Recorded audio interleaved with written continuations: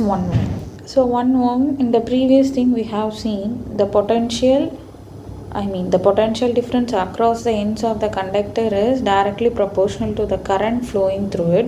So அதுலேருந்து V is equal to IRங்கிற formula கண்டுபிடிச்சோம். அண்ட் இங்கேருந்து ரெசிஸ்டன்ஸ் R வந்து V by I அப்படிங்கிறது கண்டுபிடிச்சோம். அண்ட் ரெசிஸ்டன்ஸோட யூனிட் வந்து ஓம். ஸோ இன்கேஸ் நமக்கு ரெசிஸ்டன்ஸ் வேணும்னா இந்த ஃபார்முலா யூஸ் பண்ணி நம்ம கண்டுபிடிக்கலாம். எப்போனா நமக்கு வந்து ஒரு சர்க்கியூட் இருக்குது. லெட்டஸ் கன்சிடர் இது வந்து ஒரு கண்டக்டர். இதை வந்து நம்ம ஒரு பேட்ரி கூட கனெக்ட் பண்ணுறோம். அப்படி பேட்ரி கூட கனெக்ட் பண்ணும்போது இதுக்கு ஒரு பொட்டென்ஷியல் இருக்குது V. 5 வோல்ட்டாக இருக்கலாம், 6 volt, 10 volt, what ever. And எனக்கு ஒரு வேல்யூ ஆஃப் கரண்ட் உள்ள பாஸ் ஆகுது. ஸோ நான் இந்த பொட்டென்ஷியல் இன்க்ரீஸ் பண்ணால் கரண்ட் இன்க்ரீஸ் ஆகும். இதுதான் நம்ம ஓம்ஸ்லால பார்த்தது. நம்ம வந்து இப்போ இந்த கண்டக்டரோட ரெசிஸ்டன்ஸை பற்றி பார்க்க போகிறோம். ரெசிஸ்டன்ஸில் நான் என்ன சொன்னோம், கரண்ட் ஃப்ளோவுக்கு அப்போஸ் பண்ணுற ப்ராப்பர்ட்டி தான் எனக்கு ரெசிஸ்டன்ஸ்.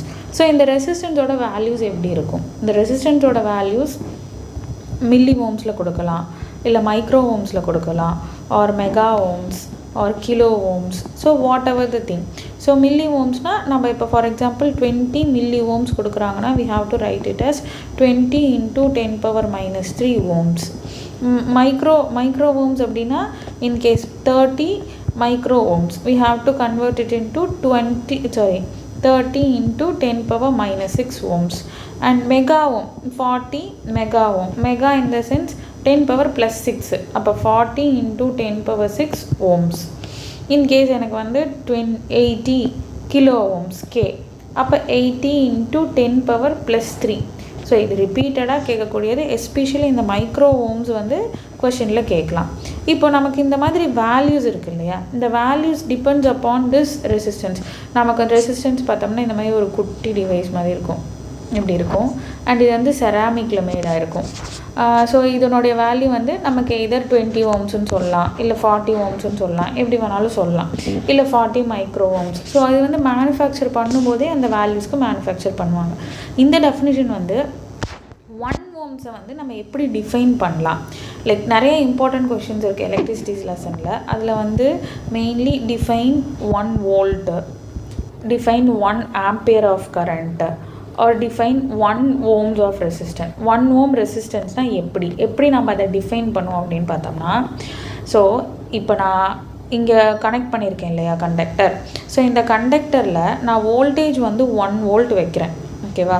1 வோல்ட் வோல்டேஜ் கொடுக்கும்போது அதில் கரண்ட் வெறும் 1 ஆம்பியர் கரண்ட் மட்டும் பாஸ் ஆச்சு அப்படின்னா, அப்போ இந்த கண்டக்டரோட ரெசிஸ்டன்ஸ் வந்து எனக்கு 1 ohms ரெசிஸ்டர் அப்படின்னு சொல்லி சொல்கிறான். See here, if the potential difference across the two ends of a conductor is 1 volt and the current through it is 1 ampere, then the resistance R of the conductor is 1 ohm. That is 1 ohm is equal to 1 volt by 1 ampere. நமக்கு formula என்ன, R is equal to V by I. So R எனக்கு 1 வேணும் அப்படின்னா I will be having substituting Vயும் எனக்கு 1 இருக்கணும், அதில் போகக்கூடிய கரண்ட்டும் எனக்கு 1 இருக்கணும். இப்படி இருந்ததுன்னா நான் ரெசிஸ்டன்ஸ் வந்து 1 ohms. I can say the resistance as 1 ohms. So இந்த டெஃபினிஷனும் it is a very important question. Okay, then வேறு எந்தெந்த ஃபேக்டர்ஸ்லாம் இந்த ரெசிஸ்டன்ஸ் டிபெண்ட் ஆகிருக்கு? What are the factors that this resistance depends on? இப்போ நான் வந்து ஒரு கண்டக்டர் எடுத்துக்கிறேன். ஸோ இந்த கண்டக்டரோட லென்த் பார்த்தோம் அப்படின்னா 20 மீட்டர்ஸ் இருக்குது. இப்போது நான் இந்த கண்டக்டரை 40 மீட்டர் கண்டக்டர் நான் எடுத்துக்கிறேன். சேம் மெட்டீரியல், இதுவும் காப்பர்னு வச்சுக்கலாம், இதுவும் காப்பர், சேம் திக்னஸ், அதாவது அந்த பிரெத் அண்ட் வித் வந்து எனக்கு சேமாக இருக்குது, எல்லாமே சேமாக இருக்குது. ஆனால் இங்கே லென்த் வந்து நான் வந்து ஒரு 40 மீட்டர்ஸ் எடுக்கிறேன், ஆர் லெட்டஸ் கன்சிடர் நான் 60 மீட்டர்ஸ் எடுக்கிறேன் அப்படின்னா, இந்த ரெசிஸ்டன்ஸ் வேல்யூ R1 வச்சுக்கலாம், இது R2ன்னு வச்சுக்கலாம். அந்த ரெசிஸ்டன்ஸ் வேல்யூ பார்த்தோம்னா கண்டிப்பாக R1 இது கம்மியாக இருக்கும், R2 இது அதிகமாக இருக்கும். அதே போல் நான் வந்து நார்மலாக ஒரு கண்டக்டர் எடுக்கிறேன். இந்த கண்டக்டரை கொஞ்சம் பெரிய பிரெத் எடுக்கிற கண்டக்டரை எடுக்கிறேன். ஸோ இங்கே என்ன பண்ணுறேன்னா, நம்ம லென்த்தை ஸ்ட்ரைட்டாக வச்சுக்குவோம். ஸோ சேம் லென்த் வச்சுக்கலாம், ஆனால் இந்த ஏரியாவை மட்டும் மாற்றலாம்.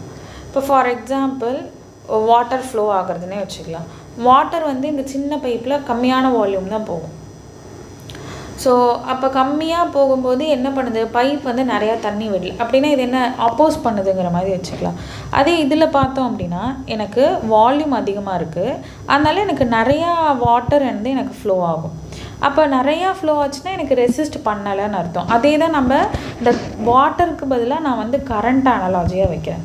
அதாவது என்னென்னா, கம்மி திக்னஸில் இருந்துச்சு அப்படின்னா எனக்கு கம்மியான கரண்ட்டு தான் போகும். இப்போ கம்மி கரண்ட்னா என்ன, நம்ம ரெசிஸ்டன்ஸுங்கிறது என்ன பார்த்தோம், it is an opposition to the flow of current. இப்போ கம்மி கரண்ட்னா இது நிறையா அப்போஸ் பண்ணுதுன்னு அர்த்தமா. அப்போ கம்மி கரண்ட் போகுது, அப்போ நிறையா அப்போஸ் பண்ணுது. அப்போது ஏரியா கம்மியாக இருந்துச்சு அப்படின்னா எனக்கு கரண்ட்டு அதிகமாக போகும். Is it clear? ஏரியா வந்து எனக்கு கம்மியாக இருந்துச்சு அப்படின்னா கரண்ட் வந்து எனக்கு அதிகமாக போகும். சாரி, ஏரியா இந்த ஏரியா இஸ் லெஸ்ஸர், எனக்கு கரண்ட் வந்து ரொம்ப கம்மியாக தான் போகும். அப்போ எனக்கு ரெசிஸ்டன்ஸ் அதிகமாக இருக்கும்.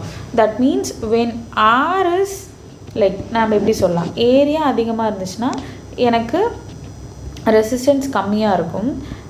ஏரியா கம்மியாக இருந்துச்சு அப்படின்னா ரெசிஸ்டன்ஸ் அதிகமாக இருக்கும். ஏரியா கம்மியாக இருந்துச்சுன்னா எனக்கு கம்மியான கரண்ட்டு தான் ஃப்ளோ ஆகும். ஸோ ஸ்மால் அமௌண்ட் ஆஃப் கரண்ட்னா ரெசிஸ்டன்ஸ் அதிகம்னு அர்த்தம். ஏரியா அதிகமாக இருந்துச்சுன்னா ரெசிஸ்டன்ஸ் கம்மியாக இருக்கும். அப்போது எனக்கு கம்மியான ரெசிஸ்டன்ஸாக எதுவுமே எனக்கு அப்போஸ் பண்ணல, அப்போ நிறையா கரண்ட் எனக்கு வந்து பாஸ் ஆகும். அப்போது நான் இந்த ரிலேஷன் வச்சு என்ன எழுதலான்னா, resistance is inversely proportional to area. நமக்கு பார்த்தாலே தெரியுதுல்ல, ஏரியா இன்க்ரீஸ் பண்ணால் ரெசிஸ்டன்ஸ் கம்மியாகுது, ஏரியா கம்மி பண்ணால் ரெசிஸ்டன்ஸ் இன்க்ரீஸ் ஆகுது. Okay, so inversely proportional. இங்கே பார்த்தோம் அப்படின்னா லென்த் அதிகமாச்சுன்னா ரெசிஸ்டன்ஸும் அதிகமாகும். ஏன்னா கிரேட்டர் தென் சிம்பிள் தானே யூஸ் பண்ணியிருக்கோம். அப்போ அதை வச்சு நான் என்ன எழுதுறேன்னா, R is directly proportional to L. இப்போ நான் இது ரெண்டையும் சேர்த்து எழுதுறேன். அப்போ என்ன கிடைக்கும்னா, R proportional to L divided by A.